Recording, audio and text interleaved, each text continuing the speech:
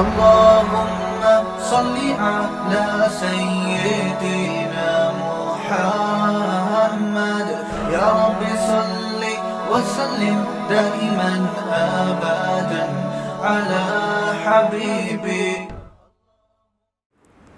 کہ جو لوگ اللہ کے نافرمان ہیں انہیں زنجیروں میں جکڑ کے جہنم کی آگ کی طرف دھکیلا جائے گا اور کہا جائے گا انہ کان لا یؤمن باللہ العظیم. اے اللہ اس کا جرم کیا ہے کہ اس کو آگ میں پھینکا جا رہا ہے. اللہ ہم سب کو محفوظ رکھے. اللہ کہے گا یہ دو بہت بڑے جرم کر کے آیا ہے. ایک خالق کا حق اس نے ادا نہیں کیا اور ایک مخلوق کا حق ادا نہیں کیا. خالق کا حق کیا تھا؟ لا یؤمن باللہ العظیم، وہ اللہ جو عظمت والا ہے یہ اس کے وجود پر، اس کی توحید پر ایمان نہیں رکھتا تھا. اس کا یہ دعویٰ تھا کہ ہم خود بخود وجود میں آتے ہیں، خود بخود سارا نظام چل رہا ہے، کوئی چلانے والا نہیں ہے. اس سے آپ اندازہ لگا لو کہ اللہ کی نظر میں ان سائنسدانوں کی کیا ویلیو ہے جو کہتے ہیں کہ یہ کائنات آٹومیٹیکلی وجود میں آئی ہے. اللہ کی نظر میں ان کی 2 ٹکے کی ویلیو نہیں ہے. یہ بہت بڑا جرم ہے، بنانے والے کا انکار کر دیا.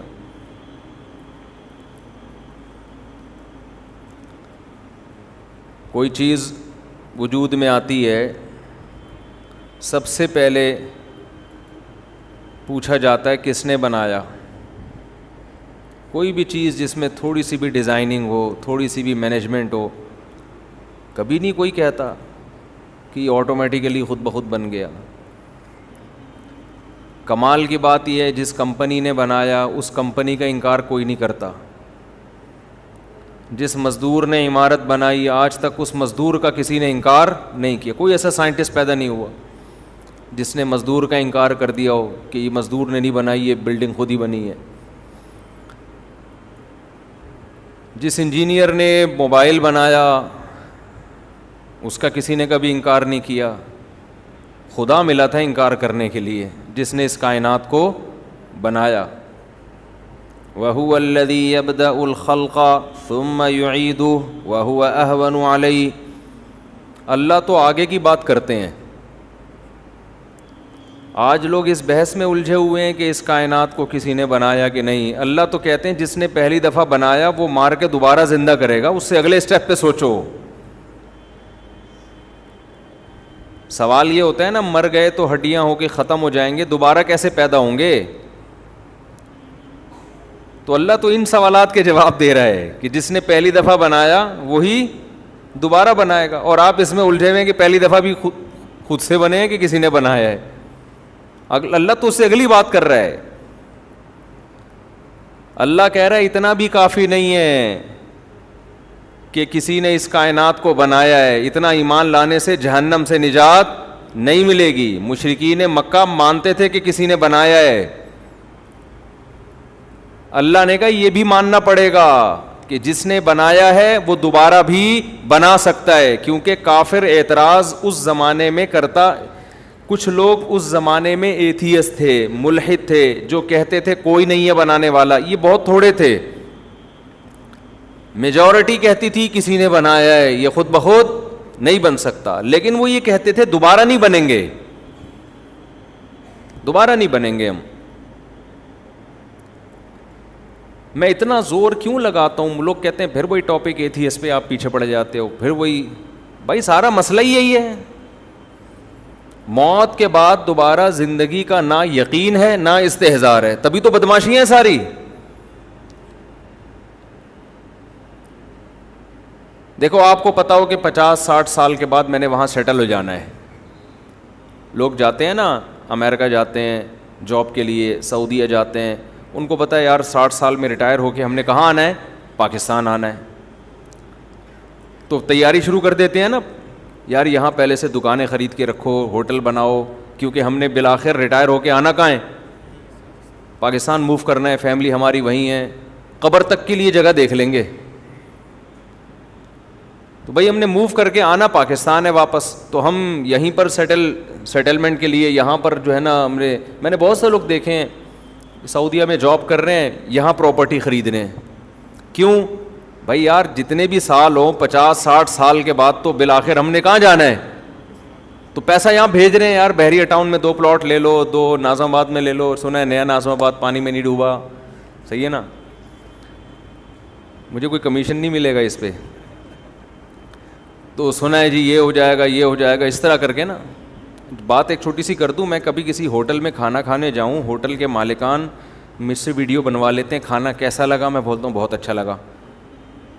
بولنا پڑتا ہے نا, یہ تھوڑی بولوں گا کہ بالکل بھی اچھا نہیں لگا. تو وہ ویڈیو چلتی آتی ہے. لوگ یہ سمجھتے ہیں کہ شاید میں جو جیسے فنکار اداکار لوگ ہوتے ہیں نا, وہ کمپنی کی مشہوری کے لیے کھاتے ہیں اور کہتے ہیں آئیے آپ بھی یہیں کباب کھائیے اور بہت اچھے ہیں. تو میرا یہ کام نہیں ہے, نہ مجھے کمیشن ملتا ہے, نہ کوئی پیسے, نہ میں کسی کی پبلسٹی کے لیے جاتا ہوں. جا کے لوگ کیش کرا لیتے ہیں, چلے گئے تو لوگوں نے کیش بھی کرا. اب ان کو منع نہیں کیا جا سکتا اس وقت پہ. ہم تو ویسی تفریح میں کہیں چلے گئے, اب وہ فوراً کہتے ہیں مفتی صاحب ایک ذرا آپ تھوڑا سا ویڈیو ریکارڈ کروا دیں, کیسا لگا کھانا. تو اب میں نہیں, یہ غیر اخلاقی حرکت ہوتی ہے نا کہ آدمی کیسے منع کرے اس کو. میں بولتا ہوں ماشاء اللہ بہت اچھا لگا کھانا. تو یہ وہی ہے 50-50 میں جو کمنٹری کروا رہا تھا نا, بندوق پیچھے رکھی ہوئی تھی, وہ کہہ رہا سلیم اللہ بہت اچھا ہاکی کھیل رہا ہے نا. 50-50 آتا تھا, اس میں دکھایا ہاکی کی کمنٹری ہو رہی ہے, سلیم اللہ بہت اچھا کھیل رہا ہے. لوگ کہہ رہے ہیں بھائی سلیم اللہ تو کھیل ہی نہیں رہا صحیح طریقے سے. وہ کہہ رہا نہیں بہت اچھا کھیل رہا ہے. لوگوں نے کہا یار ہم جا رہے ہیں اسٹیڈیم چھوڑ کے. کہہ رہے تم جہنم میں جاؤ, سلیم اللہ بہت اچھا کھیل رہا ہے.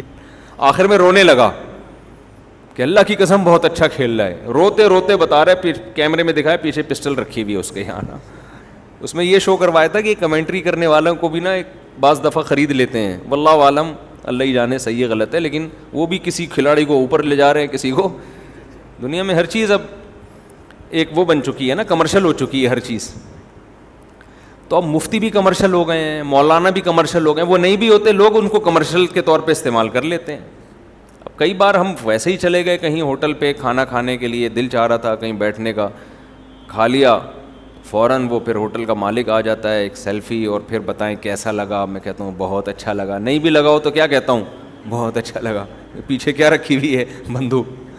بندوق کا مطلب دباؤ تو ہے نا, ویسے تو اچھا ہی ہوتا ہے عام طور پہ, تبھی تو گئے تھے ہم کہ اچھا رپورٹ تھی کہ بھائی یہاں کا کھانا اچھا ہے تو چلے گئے. تو اس میں آپ بدگمان نہ ہوں کہ مفتی صاحب نے کوئی کمیشن لیا ہے یا مفتی صاحب کی کوئی پارٹنرشپ ہے ہوٹل والے کے ساتھ کہ میں اس کو پروموٹ کروں گا, آدھے پیسے تیرے آدھے میرے. ایسا کوئی کہانی نہیں. میرا کوئی بزنس پارٹنر ان چیزوں میں نہیں ہے. بزنس ہے میرا, لیکن وہ بالکل چینل سے اور مذہب سے اور ان چیزوں سے ہٹ کر ہے. اس کو میں کہیں کبھی بھی بیان کے دوران تذکرہ بھی نہیں کرتا. اس لیے نہیں کرتا کہ ان چیزوں میں اس کو کیش نہیں کرانا چاہتا. میں نے جو کمپنی بنائی تھی بہت پہلے, اس کا نام بھی اپنے نام پہ نہیں رکھا, اس لیے کہ میں نے کہا یار میرا نام دین کے حوالے سے مشہور ہوا ہے, میں اسی کو میں کمپنی بنا کے اس کا بزنس کرنا شروع کر دوں. بالکل ایسا نام رکھا ہے, آپ کو کبھی دماغ بھی نہیں جائے گا کہ مفتی صاحب کی کمپنی ہے. ٹھیک ہے نا, ایسا نام رکھا ہے. تو تبھی وہ چل نہیں رہی. یعنی چل تو رہی ہے لیکن ایسے نہیں چل رہی جیسے کمپنیاں چلتی ہیں. اس سے یہ کہ پان گٹکے کا خرچہ نکل آتا ہے. تو خیر, تو قرآن میں جو بار بار کہتا ہوں نا, موت کے بعد زندگی, ملحدوں پہ رد کرنا شروع کر دیتا ہوں, لبرل لوگوں پہ رد کرنا شروع کر دیتا ہوں. بھائی مسئلہ ہمارا سب سے بڑا یہی ہے, آخرت پر یقین استحضار ہو جائے نا تو ہمارا لائف اسٹائل خود بخود چینج ہو جائے گا. دنیا کو مسافر خانہ سمجھنے کے لیے تیار ہی نہیں ہو رہے ہیں. تو میں مثال دے رہا تھا, سعودی عرب میں ایک آدمی جاب کر رہا ہے, سعودی عرب میں ایک آدمی جاب کر رہا ہے, بہت سے لوگ جاب کر رہے ہیں, تو وہ یہیں پراپرٹی خریدتے ہیں نا.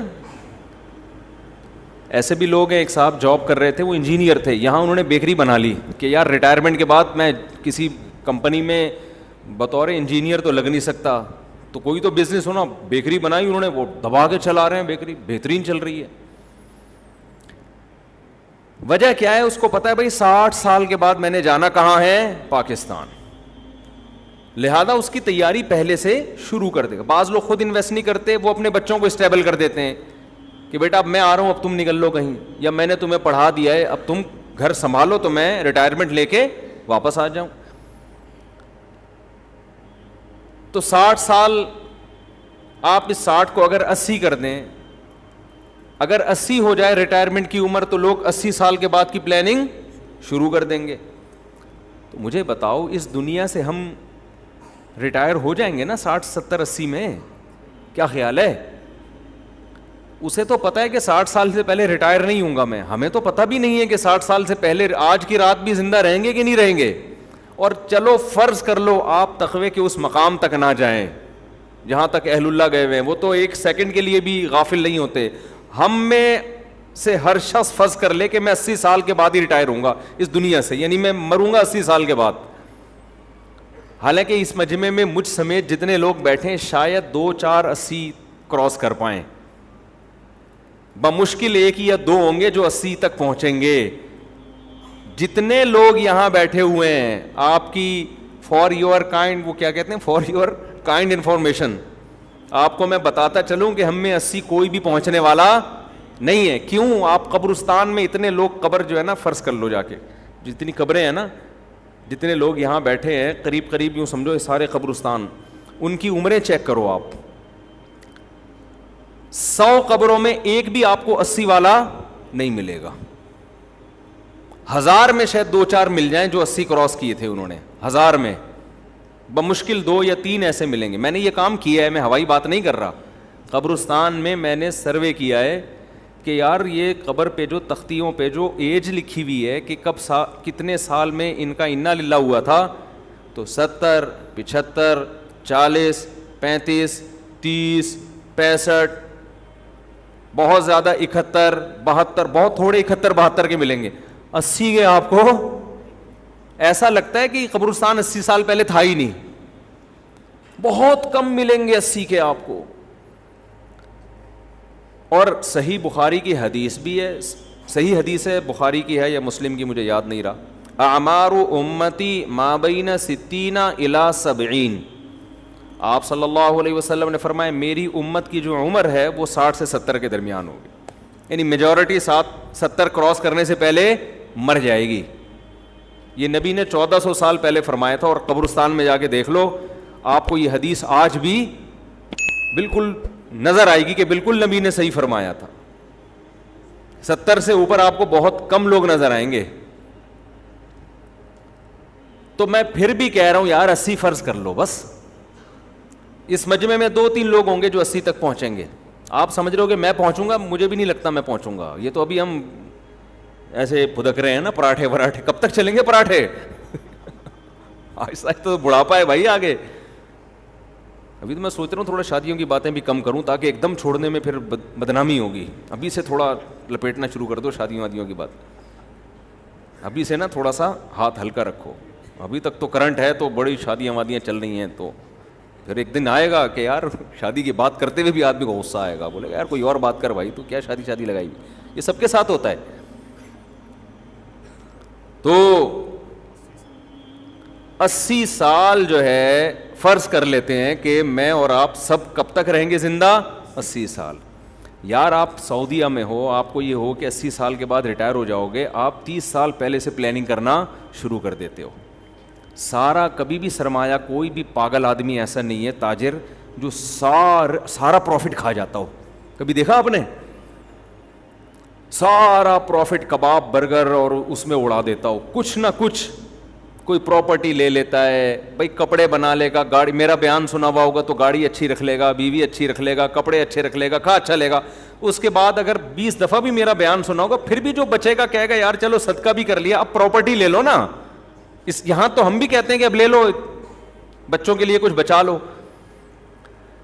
اس اسٹیج پہ تو ہم بھی کہتے ہیں بھائی اچھا کھا لیا, اچھی گاڑی بھی ہے, اچھا پہن لیا, اچھی بیوی بھی ہے, بچوں کو پڑھا بھی دیا, اب جو بچ رہا ہے اس میں سے صدقہ بھی کرو اور باقی پراپرٹی لے کے ڈال دو تاکہ مرنے کے بعد بچوں کے کام آ جائے. تو لوگ مرنے کے بعد کیا, مرنے سے پہلے اپنے لیے بھی پراپرٹی لے کے ڈال دیتے ہیں, ہمارے کام آ جائے گی. تو جتنی فکر انسان اس 80 سال کی زندگی کے لیے کر رہا ہوتا ہے، جس کی پل کا بھی اعتبار نہیں ہے کہ کل میں زندہ بھی رہوں گا کہ نہیں. دیکھو ہم نے اپنی زندگی میں لوگ دیکھے ہیں بہت پیسہ لگا کے کروڑوں روپے کا بنگلہ تیار ہوا، جس دن تیار ہوا اسی دن اٹیک ہوا، انتقال ہو گیا. ایک دو واقعات نہیں ہیں. گھر دیکھنا نصیب نہیں ہوا، رہنا نصیب نہیں ہوا. ہم بچپن میں دیکھتے تھے کہ جب بھی کوئی گھر بناتا تھا نا تو اس کو بڑی بوڑھی عورتیں اور بڑے بوڑھے دعا دیتے تھے اللہ رہنا نصیب کرے. ہم کہتے تھے یہ کیا مطلب ہے، بنایا ہے تو رہے گا نا. پھر جب ہم نے موتیں دیکھی نا کہ بسا اوقات بناتا کوئی اور ہے، رہتا کوئی اور ہے، پھر ہمیں یہ بڑے بوڑھوں کی یہ دعا سمجھ میں آئی کہ یہ انہوں نے اصل میں زندگی میں دیکھے ہوئے ہیں. کروڑوں روپے لگا کے بناتے ہیں، رہنا نصیب نہیں ہوتا. وارثین مزے اڑا رہے ہوتے ہیں اس میں، اور وہ کون سا رہتے ہیں، وہ بھی بیچ باچ دیتے ہیں. اور ابا کو 2-3 دن یاد رکھتے ہیں، اس کے بعد ابا مارکیٹ سے، پہلے مارکیٹ سے شارٹ ہوئے، اب دماغ سے شارٹ، ابا کو بھی بھول جاتے ہیں.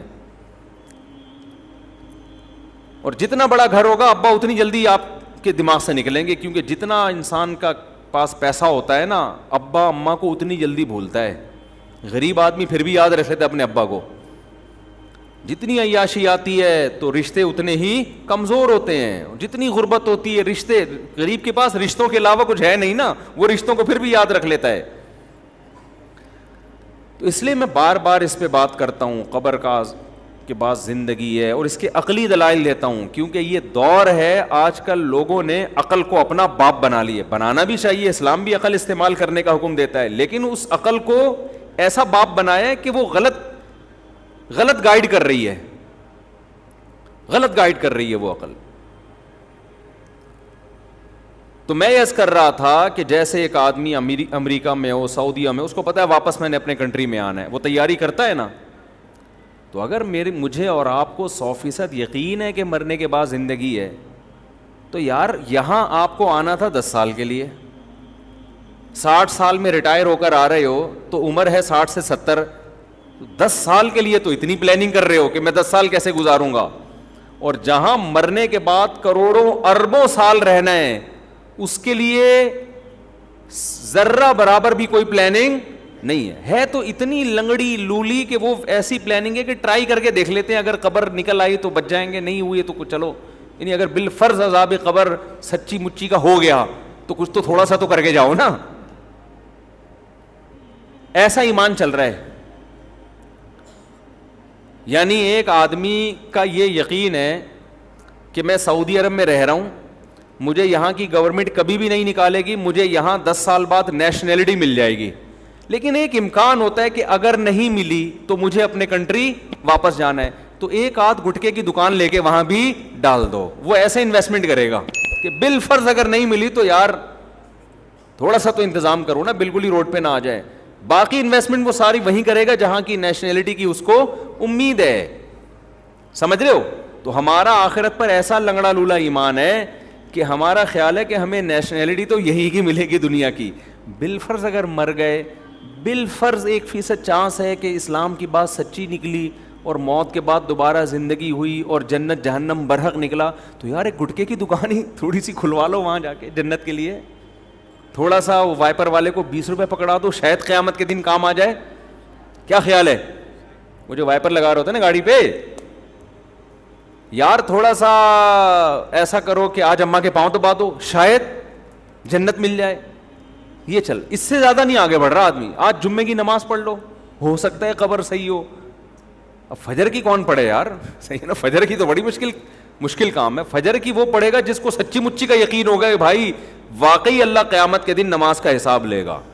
سچی مچی کا یقین نہیں ہے، ٹرائی کر رہا ہے آدمی، یار ہو سکتا ہے اسلام نے یہ جو کہا ہے کہ جنت برحق ہے، تو ہو سکتا ہے یہ واقعی ہو بھی، تو ایسا نہ ہو قیامت میں چوڑے میں آ جائیں. تو جس کو یقین نہیں ہوتا نا وہ پھر جمعے کی نماز پڑھے گا آ کے، وہ کہے گا یار اتنا بھی اسلام سے رشتہ ختم کر دینا کہ جمعہ ہی چھوڑ دو، یہ بھی ٹھیک نہیں ہے. تھوڑا تھوڑا ٹچ میں رہو. غنیمت ہے یہ بھی نہ ہونے سے بہرحال بہتر ہے. ایسا ایمان چاہیے نہیں، اللہ کو چاہیے 100% والا. سمجھتے ہو کہ نہیں سمجھتے؟ تو میں عرض کر رہا تھا کہ اللہ تو اگلی بات کر رہا ہے، ہم ابھی پہلے مسئلے میں اٹکے ہوئے ہیں کہ یہ کائنات کا کوئی کریٹر ہے نہیں. اللہ تو کہہ رہا ہے کہ وَهُوَ الَّذِي يَبْدَأُ الْخَلْقَ ثُمَّ يُعِيدُهُ، وہ اللہ ہے جس نے پہلی دفعہ بنایا وہی دوبارہ بنائے گا. کیونکہ کافر کہتا تھا دوبارہ کیسے بنے گی، مر کے مٹی ہو کے زمین میں تحلیل ہو جائیں گے، ختم ہو جائیں گے، مردوں میں جان کیسے پڑے گی، کائنات جب تباہ ہو جائے گی تو یہ کہاں سے دوبارہ پیدا ہوگی. اللہ کہتے ہیں جو پہلی مرتبہ جب کچھ بھی نہیں تھا اس وقت تو کچھ بھی نہیں تھا نا. سائنسدان کہتے ہیں نا انرجی تھی، تو انرجی کہاں سے آ گئی، اور اتنی زیادہ انرجی بھائی، اتنی انرجی. اور وہ جو دھماکہ ہوا ہے وہ کیا شب برات کا پٹاخہ پھٹا تھا ہے بھائی، وہ جو بگ بینگ تھیوری ہے نا. تو وہ جو دھماکہ ہوا تھا شب برات کا بھی جب پٹاخہ پھٹتا ہے نا لوگ پوچھتے ہیں کس نے پھاڑا ہے، پوچھتے ہیں کہ نہیں پوچھتے؟ کیا خیال ہے کس نے پھاڑا ہے بھائی، کون ہے بھائی محلے کا سکون خراب کر رہا ہے. ایک دن شب برات سے 2 دن پہلے پٹاخہ پھٹا، لوگ کہہ رہے تھے بھی شب برات آئی نہیں، پٹاخے کس نے پھاڑنا شروع کر دیے. اب اس میں کوئی سائنسدان آئے اور تھیوری پیش کرے کہ ایک پٹاخہ ہے، انرجی جمع ہوئی تھی جس سے پٹاخہ پھٹا ہے، لوگ مانیں گے اس کی بات؟ بولیں گے بھائی یہ پٹاخہ پھٹتا نہیں ہے، پھاڑا جاتا ہے نا. خود بخود بھی بعض دفعہ دھماکے ہو جاتے ہیں زمین میں، لیکن وہ بھی ایک انرجی ہوتی ہے، کچھ نہ کچھ ہو رہا ہوتا ہے، تو وہ ہونے کا بھی کوئی لاجک ہوتی ہے. تو بات یہی ہے کہ یہ کائنات کا نقطۂ آغاز یہ کسی نے کیا ہے، یہ خود بخود نہیں ہوا، نہ ممکن ہے، یہ اس سے بڑا جھوٹ دنیا میں کوئی نہیں ہے. تو قرآن تو اگلی بات کر رہا ہے کہ تم بار بار قبروں کو جھانک کے مردوں کو پھاڑ کے دیکھتے ہو کہ یہ تو سارے ختم ہو گئے، دوبارہ کیسے زندہ ہوں گے. اللہ کہیں گے ذرا ماضی کی طرف جاؤ، تمہیں اس کائنات میں ایک ذرہ بھی نظر نہیں آئے گا. اس نے اپنی قدرت سے 7 آسمان بنا دیے، سورج، چاند، ستارے، کہکشائیں، اتنا بڑا نظام، اور پورے انسان اور جانور اور سمندر کی مچھلیاں، اور اتنی لاکھوں قسم کی مچھلیاں ہیں، اتنی لاکھوں قسم کے سمندر کی مخلوق ہیں، اڑنے والے پرندے. اولم یروا الی الطیر فوقہم صافات ویقبضن، قرآن کہتا ہے ان پرندوں کی طرف نہیں دیکھتے کیسے اسٹائل میں اڑتے ہیں، صف پھیلاتے ہوئے بھی اور صفوں کو پر پھیلاتے ہوئے بھی اور پر بند کر کے بھی، اور کیسی قطاریں بنا کے چلتے ہیں. یہ ایک چیز بھی اللہ کی قسم آٹومیٹیکلی اتفاق سے وجود میں نہیں آئی ہے. آج انسان نے جہاز ایجاد کیا، کیسے اڑتا ہے وہ پتہ ہے آپ کو؟ جہاز کتنی ٹینشن ہے اس کو ابھی بھی اڑنے میں. پہلے وہ رن وے پہ جائے گا، دوڑے گا تکڑ ہوا کو کراس کرے گا نا، پھر ہوا کی طاقت سے ایسے کر کے اڑے گا. پھر ایسا نہیں بیچ میں جا کے پر بند کر لے، بند کیا اور سب مارکیٹ سے کیا ہوں گے، شارٹ. وہ ایک دفعہ ایک جہاز تباہ ہوا، میں نے ایک اس میں بڑے مشہور آدمی تھے، وہ بھی تھے، پاکستان میں تو ہوتا رہتے ہیں جہاز واز تباہ ہونا، کوئی الحمدللہ کوئی اتنی بڑی بات نہیں ہے. تو میں نے ان سے پوچھا یار وہ فلاں جگہ کے محتمم ہیں وہ کہاں ہیں آج کل؟ انہوں نے کہا ہیں نہیں، تھے. میں نے کہا کیوں تھے؟ کہہ رہے ہیں ابھی جہاز تباہ ہونے کی اطلاع آئی ہے، اس میں وہ بھی تھے. تو جو ہیں تھے اب وہ اس جہاز میں کیا ہو گئے ہیں، تھے ہو گئے. 2 منٹ لگتے ہیں پاکستان میں جہاز میں بیٹھو. میں تو جب سے جہاز کے واقع، ہمارے ایک دوست ہیں ایبٹ آباد میں، ان کو وہ ایرو فوبیا کہتے ہیں اس کو، جہاز کا ایک فوبیا ہوتا ہے، ہائٹ سے نہیں، جہاز سے ڈر لگتا ہے، ہوا سے ڈر لگتا ہے. تو خیر ان کو بڑا ڈر لگتا ہے نا، حالانکہ ہیں بڑے صحت مند. تو وہ کیا ہوا کہ وہ ان کا سفر تھا، ان کو لوگوں نے تیار کیا نا، بھائی بیٹھ جا جہاز میں، کچھ نہیں ہوتا، آنکھ بند کر کے بیٹھ جائیں. انہوں نے بڑی ہمت، اپنا واقعہ خود سنا رہے تھے، بہت بڑے تاجر ہیں، کہتے ہیں میں بیٹھ گیا. میں نے ارادہ کیا چلو ٹکٹ کرا لی یار، آنکھ بند کر کے بس ایک دفعہ ڈر نکالو. یعنی جس دن میں نے ارادہ کیا نا اسی دن جنید جمشید کا جہاز کریش ہو گیا، جس میں جنید جمشید کی شہید ہونے کی اطلاع. کہہ رہے میں نے کہا بھائی اس کے بعد سے اب تک وہ جہاز میں نہیں بیٹھے. تو اب نفسیاتی ڈاکٹر کے پاس اس کا علاج تھوڑی ہے. نفسیاتی ڈاکٹر کو چاہیے پی آئی اے والوں کا علاج کرے، ان کے انجینئروں پہ محنت کرے کہ جہاز گرے نہیں، تاکہ لوگ ڈرے نہیں جہاز سے. تو میں عرض کر رہا تھا جہاز کیسے اڑتا ہے. ابھی بھی اتنی ترقی کرنے کے بعد بھی انسان نے ایک چیز ایسی ایجاد کی ہے جس کو بڑا کنٹرول کرنا پڑتا ہے, ایسے اسپیڈ سے جاتا ہے, کیلکولیشن ہوتی ہے اس کی, اتنے بڑے پر ہونے چاہیے, نہ زیادہ نہ چھوٹے, پھر ان پروں کا ایک خاص اسٹائل ہے. آپ نے دیکھا ہوگا پلین میں جب سفر کرتے ہیں ایسے پر ہل رہے ہوتے ہیں, پھر اس سے اس کی موومنٹ ہوتی ہے, اس پہ کتنے بڑے بڑے انجینئروں کی ہزاروں سال کی محنت ہے. یعنی جو بھی دنیا میں انجینئر آئے اس نے اپنا علم آگے پارسل کر کے مر گیا, پھر اگلا آیا اس سے آگے پارسل کرتے کرتے ہزاروں سال کے بعد یہاں جا کے پہنچے ہم. ایسا ہی ہے نا, میڈیکل سائنس نے جو ترقی کی ہے, تو یہ تو صدیوں سے جڑی بوٹیوں پہ انسان کام کر رہے ہیں نا.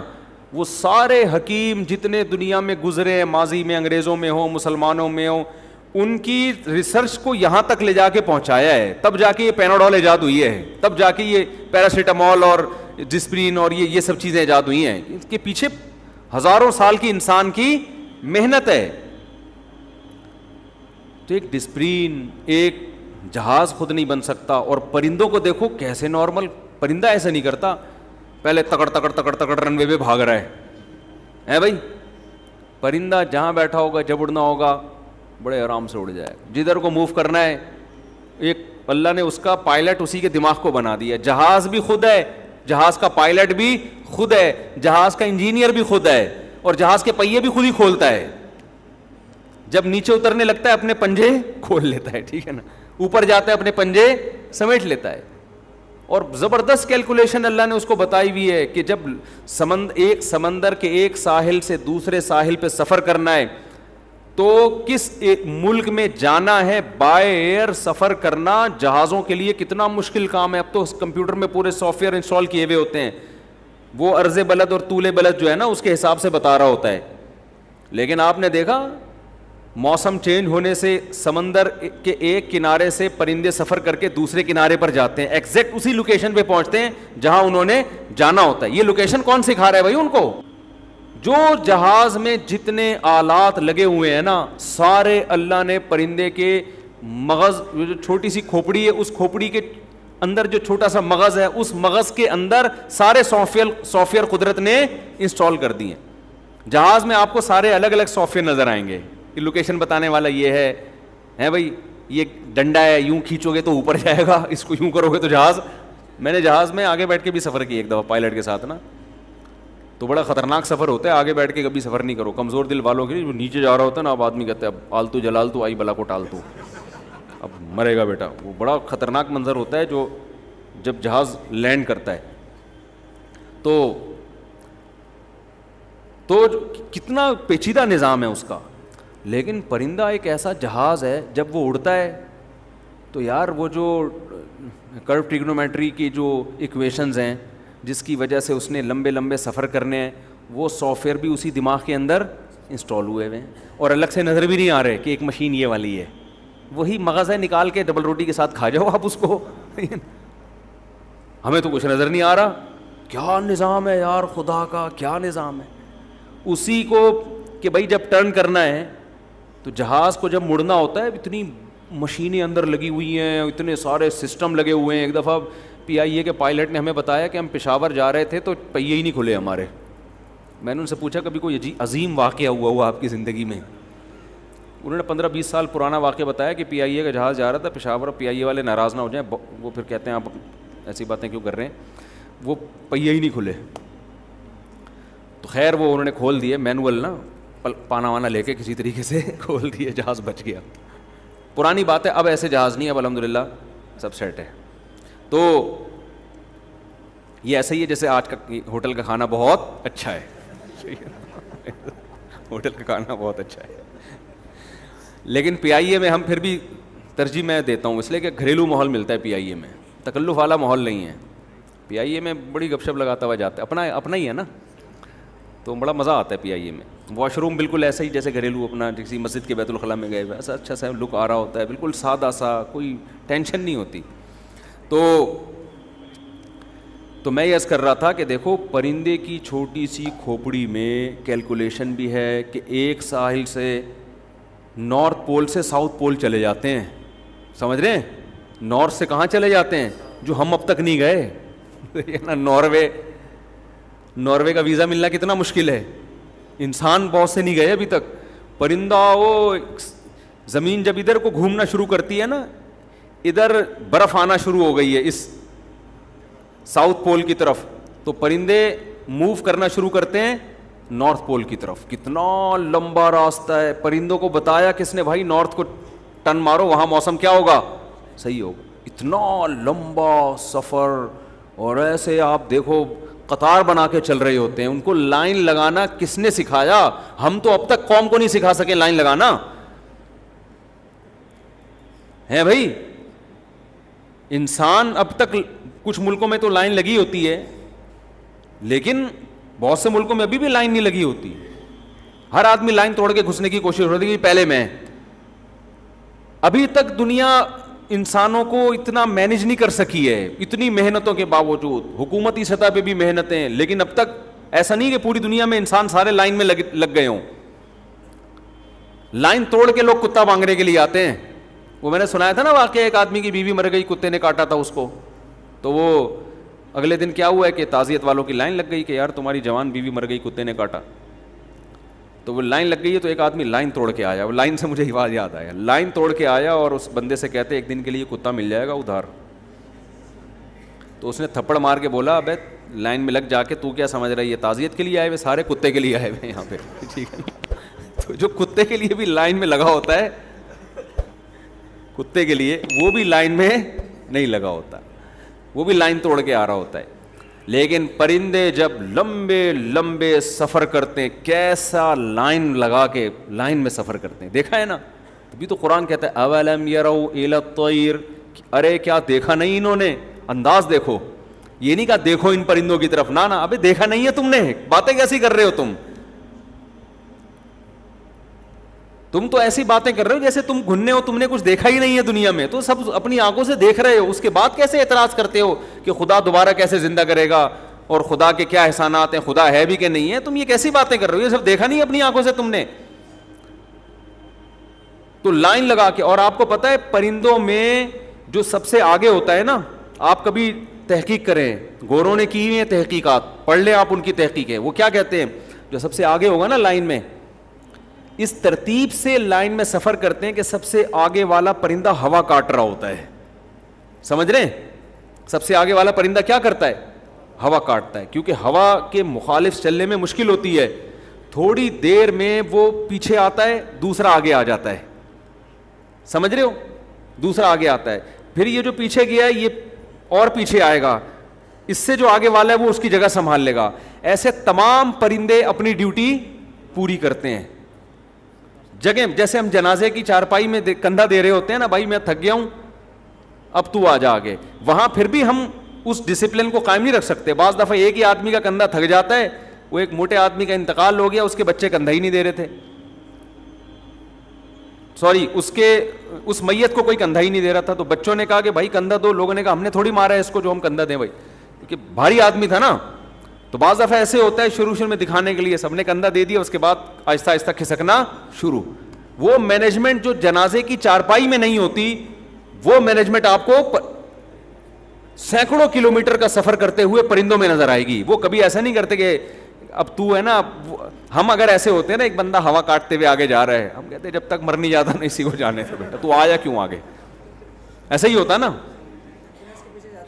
ہاں, ہم کہتے تو آگے آیا کیوں. وہ کہہ رہا تھا ابے یار کوئی بندہ میری سیٹ سنبھالے تو میں پیچھے جاؤں, اگلا سیٹ ہی نہیں سنبھالتا, اور اگر وہ سیٹ چھوڑ دیتا تو پچھلا اور پیچھے ہو جاتا جا کے گھننا بن کے, سارا وہ چلے جاتے نارتھ سے ساؤتھ کی طرف, سوال ہی پیدا نہیں ہوتا.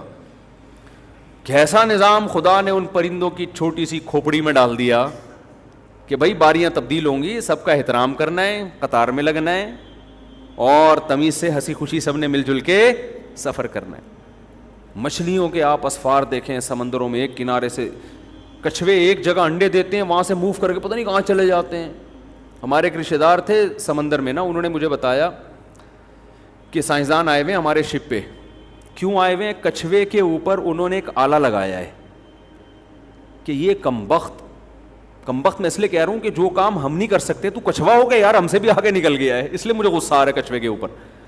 انڈے دیتا ہے ایک جگہ اور پھر موو کر کے سینکڑوں کلومیٹر کا فاصلہ طے کر کے کہیں چلا جاتا ہے. یہ کچھوا تھا یا کوئی مچھلی تھی, اور جب انڈوں سے بچے نکلنے کا وقت آتا ہے نا تو وہ اتنا لمبا سفر کر کے واپس اسی جگہ آتا ہے. تو سائنسدان یہ دیکھ رہے تھے کہ اس کو پتہ, اتنی زبردست کیلکولیشن اور یہ بالکل صحیح فاصلہ طے کیسے کر لیتا ہے یہ. تو پتہ یہ چلا کہ جی ان کا مواصلاتی رابطہ ہے آپس میں, بچے جب نکلتے ہیں تو کچھ آپس میں ان کا کوئی کنیکشن ہے. تو کیا کنیکشن ہے اس کو ٹریس کرنے کے لیے آئے تھے. کیسا خدا نے نظام بنایا یار, سینکڑوں کلومیٹر کا فاصلہ طے ہو جاتا ہے, وہیں سے ان کے آپس کے مواصلاتی رابطے بھی ہوتے ہیں. تو یہ ہے احسن کل شیء خلقہ ثم ہدی, جس نے ہر چیز کو بہترین انداز سے بنایا اور اسے اس کی فطرت کے راستے پہ چلا دیا. تو اس لیے اللہ تو اگلے اسٹیپ کی بات کرتا ہے. اللہ کہتے ہیں یہ جو کہتے ہیں نا کہ بنانے والا کوئی نہیں ہے, تو بالکل پاگل قسم کے لوگ ہیں. اگر تم یہ ایمان لے آئے نا کہ اللہ نے بنایا ہے, تو اس خوش فہمی میں نہ رہنا کہ تمہیں جہنم سے نجات مل جائے گی. یہ کچھ بھی نہیں ہے, کوئی بڑی بات نہیں ہے. تمہیں اگلی بات پہ ایمان لانا پڑے گا کہ جس نے پہلی مرتبہ بنایا اس کے لیے دوبارہ بنانا بھی کوئی مشکل نہیں, اور وہ بنائے گا دوبارہ. اصل تو یہ پھٹا ہے ہمارا, کیونکہ آپ نے اگر مان بھی لیا کہ اللہ نے اس کائنات کو بنایا ہے اور دوبارہ زندگی کے آپ اگر قائل نہیں ہیں, تو اس ماننے کا کوئی فائدہ نہیں ہے. کرو گے کیا آپ بولو کہ مر کے مٹی ہو کے ختم ہو گیا. تو خدا کی مان کے چلو یا نہ مان کے چلو, دونوں کا انجام کیا ہو جائے گا؟ سیم. انجام دونوں کا جب سیم ہے تو عبادت کر لی ٹھیک ہے, نہیں کری تو بھی ٹھیک ہے. ماں کی قدموں میں جنت تلاش کر لی ٹھیک ہے, نہیں تلاش کی تو بھی ٹھیک ہے, کیونکہ جنت ہے تو کچھ بھی نہیں. ایک ڈائلاگ ہے کہ ایک اماں کے قدموں میں جنت تلاش کر رہا ہوں, لیکن جس کو جنت پہ یقین ہے نا وہ اماں کے قدموں میں سچی مچی کی جنت تلاش کرے گا. سمجھتے ہو کہ نہیں سمجھتے؟ وہ ابا کے پیشانی میں سچی مچی کی جنت تلاش کرے گا, وہ برداشت کرے گا ابا کی. تو قرآن اگلے اسٹیپ کو بیان کرتا ہے کہ موت کے بعد دوبارہ زندگی.